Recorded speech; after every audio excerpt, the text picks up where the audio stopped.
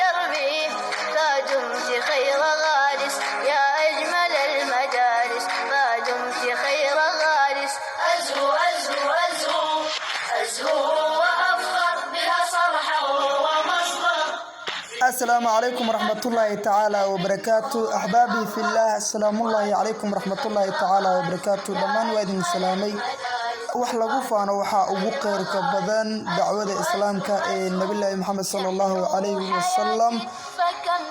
maanta waxaan la wadaagi doonaa qisiyar oo hadda ka turjumanayso ama qisiyar oo Mucaad bin Jabal hadda ka qabsatay.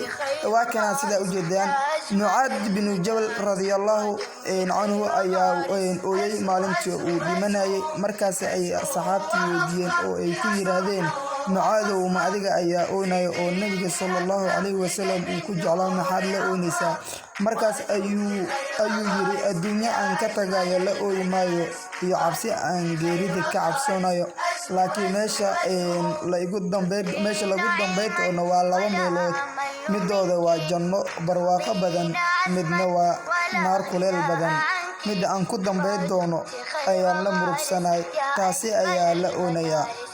الله سبحانه وتعالى وغفور رحيم وانا شديد العقاب وانا الرحمن الرحيم.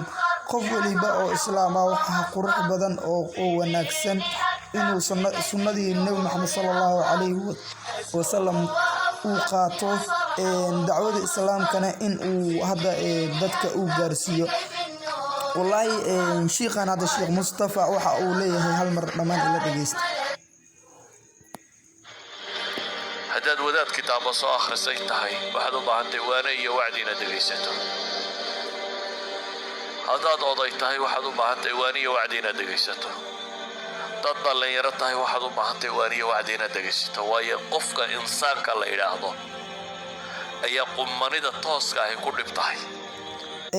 walaalo qaali ah marka qof waliba qiimahaada ayaan markaasi kugu soo gaarsiiyay diinta islaamka adina isku day inaad diinta islaamka qabsato. mid kale waxa su'aasha ugu la yaabka badan ugu xanuunka badan waa su'aashan hadda Sheekh Maxamed Cabdi Umul oo hadda oo leeyahay dhageysmaha maxaa ku diyaarsan galabta hadii nafta laga qaado ama caawaba laga qaado maxaa ka horeeya وسؤال وين اسويدين تلي nolosheena saameynta ku leh ayna tahay xilli walba inaan jawaabteeda diyaarino.